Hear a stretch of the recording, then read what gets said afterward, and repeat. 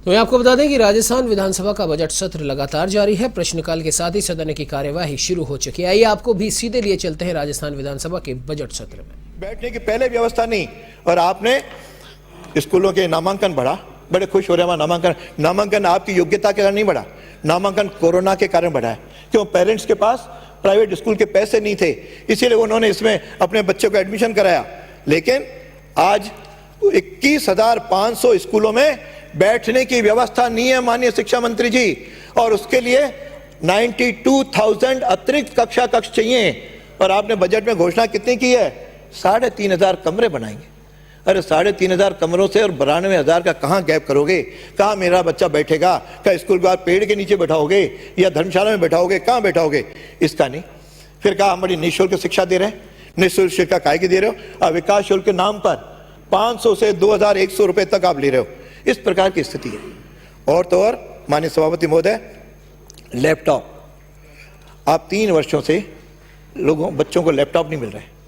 यह सरकार की घोषणा है कि 8वीं 10वीं 12वीं के बोर्ड के जो बच्चे टॉप होंगे राज्य के स्तर पर, हर जिले के अंदर, उनमें 27,000 बच्चों को हम लैपटॉप दिया करते थे। आपने 3 वर्षों में लैपटॉप योजना बंद कर रखी। आज 21,000 बच्चों के साथ अन्याय कर रहे हो। 81,000, यानी छोटा मोटा नहीं तो कैसे टेक्नोलॉजी आगे बढ़ेगी?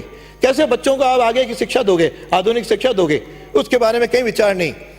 आपने छोटे बच्चों के कुपोषण बचाने के लिए हमने दूध की योजना शुरू की थी। आज आपने दूध को बंद कर दिया। कक्षा 1 से 8वीं तक हम 1 से 5वीं तक 100 ml और 6ठी से 8वीं 150 ml दूध देते थे, आपने बंद कर दिया। बच्चों का कुपोषण ठीक हो गया ना? इसलिए काहे की चिंता करें? यानी इस प्रकार की स्थिति। और तो और अब तो आप भी आ गए, अब आप तो संभालो। आपने एक आदेश अभी जारी किया है, 9 मार्च से बच्चों को गर्म भोजन मिलेगा। क्या इस गर्म भोजन के लिए क्या आपने राशि स्कूल तक पहुंचाई है? क्या एक भी स्कूल तक राशि नहीं पहुंची। अब क्या अध्यापक अपने वेतन में से काट करके इसकी व्यवस्था करें? यानी इस प्रकार की व्यवस्था तो कैसे लागू होगा? फिर आपके स्कूल में भी 2020-24 जुलाई को नई शिक्षा नीति लागू हुई। आपने बहुत जल्दबाजी करके 2019 में कमेटी बनाई थी, पूरा एक रिटायर्ड IAS ओंकार सिंह की। क्या हुआ उस रिपोर्ट को?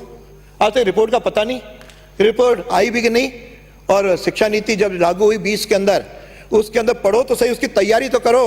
उसमें 10+2 के ढांचे की जगह 5+3+3+4 है। उसमें यह है कि प्राइमरी प्री प्राइमरी शिक्षा प्रारंभ होगी।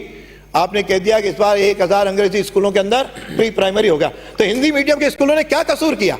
हिंदी मीडियम स्कूलों के लिए नहीं है स्टैंडर्ड। अंग्रेजी मीडियम में पहली और लोअर KG और हायर KG ये तो शुरू कर दोगे, नर्सरी, लेकिन हिंदी मीडियम में नहीं करोगे।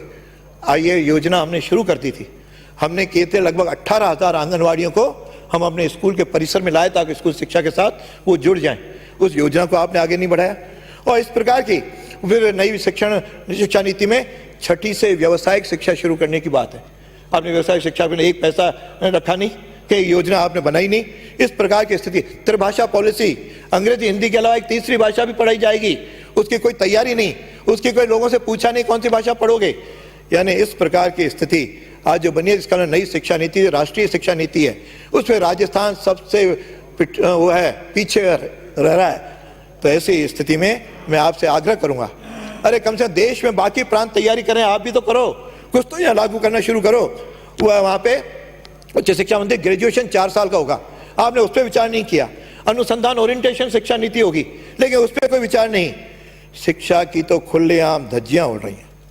इस प्रकार यदि वर्षा रही तो मैं माननीय सभापति महोदय, मैं आपसे आग्रह करूंगा कि आखिर इसमें जो दुर्दशा हुई, अभी आपके समय अर्धवार्षिक परीक्षाएं हुई, कैसे हुई आपको पता लग गया होगा कि किस प्रकार से जयपुर, अजमेर, बांसवाड़ा, उदयपुर, लगभग प्रत्येक जिले में पेपर फोटो स्टेट और बाजार में बिक रहे पेपरों के सहारे अर्धवार्षिक परीक्षा हुई है। यानी अर्धवार्षिक परीक्षा कोई महत्व ही नहीं रहा।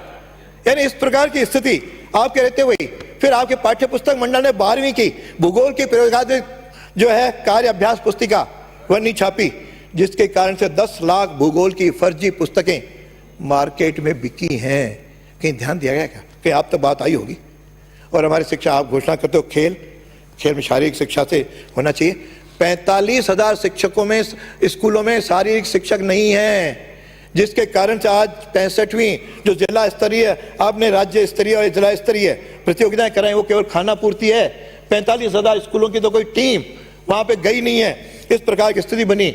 और 10,000 बच्चों की छात्रवृत्ति अटकी है। क्यों अटकी है? आप बड़ा मुंह दिखाते हो ना, SC, ST, OBC, MBC, हम उनके जो है सारा ध्यान रखते हैं, लेकिन 21-22 की छात्रवृत्ति भी अभी अटकी हुई है। आप 20-21 की अब दे रहे हो, क्योंकि उसके आपने यूसी नहीं भेजी, इसलिए केंद्र से पैसा नहीं आया जो आपके उसमें प्रतिशत है, इसके कारण से मिली नहीं। तो इन बच्चों के साथ बच्चों का क्या कसूर हुआ? आपने क्यों नहीं यूसी समय पे भेजी?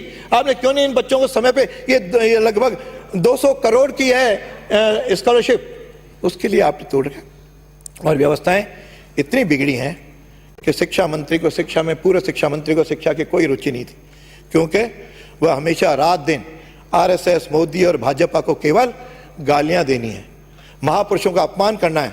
महाराणा प्रताप और अकबर के सत्ता का संघर्ष बता दिया। अरे महाराणा प्रताप आन बान शान और आजादी की स्वाभिमान स्वतंत्रता की लड़ाई के जनक थे, हमारे सुबह के प्रातः स्मरणीय हैं, लेकिन आपने कह दिया। कारण इसका मैंने पता लगा कि कारण क्या है। कारण ये कि शिक्षा मंत्री जो पूर्व हैं वो इटालियन कोचिंग से सीखा इतिहास मैं 2 मिनट लूंगा। इटालियन यदि कोचिंग से आप पढ़ करके आओगे, हमको भारतीय कोचिंग से पढ़े हुए मंत्री चाहिए, भारतीय कोचिंग से पढ़े हुए आज विधायक चाहिए, भारतीय कोचिंग से पढ़े हुए आज जन चाहिए। लेकिन इटालियन कोचिंग वाले नहीं चलेंगे, वह केवल वीरों का अपमान करेंगे, कभी सावरकर का अपमान करेंगे, कभी सुभाष चंद्र बोस का अपमान करेंगे, किसी क्रांतिकारी को पसंद नहीं करेंगे। फिर बड़ी आपने घोषणा कर दी कि ट्रांसफर पॉलिसी क्या हाल है? हम भी बना के गए थे, लास्ट में छोड़ के गए थे, केवल आपको उसको स्वीकार करके मामूली संशोधन करके लागू करते। 3 साल हो गए। क्यों? अब शिक्षा मंत्री के उपस्थिति में मुख्यमंत्री ने जब बिरला ऑडिटोरियम में पूछा था कि क्या ट्रांसफर में पैसे तो नहीं लिए जा रहे हैं, और सारे शिक्षकों ने जब हाँ कहा तो सर शर्म से झुक गया। यानी इस प्रकार की स्थिति है, कम से कम कुछ तो उसकी चिंता करो। और मैं अब आखिर अपनी सभापति महोदय करें जल्दी करो, मैं अभी 1-2 मिनट अपनी बात पूरी कर रहा हूं। आप रीट का पेपर लीक होना कांग्रेस और पेपर का चोली दामन का साथ है, और कहां मिलेगा सबको पता है। मैं उसके जिक्र नहीं करूंगा क्यों पहले सारी बातें हो गई, इसलिए रीट को ज्यादा डिस्कस नहीं करूंगा। लेकिन आज जानता हूं 2 मंत्री और एक जारोली, दोनों का तिरगुट है, और अजमेर के एक GK माथुर हैं, उनकी सबकी है। जारोली ने कहा राजनीतिक संरक्षण में पेपर आउट हुआ है, तो मेरी आपके सदन में मैं जिम्मेदारी के साथ कहता हूं कि जारोली को गिरफ्तार करो। जारोली का जो पूछताछ SOG करे या बाद में CBI करे, तब आपको असलियत सामने आएगी कि कौन कौन से मंत्री भी इससे संलिप्त हैं। नार्को टेस्ट कराओ, तब जाके मालूम पड़ेगा कि क्या असलियत है। यानी केवल लाखों बच्चों के जीवन के साथ खिलवाड़, यानी फिर भी हम चुप कि बहुमत के आधार पे हम CBI को नहीं देंगे आप।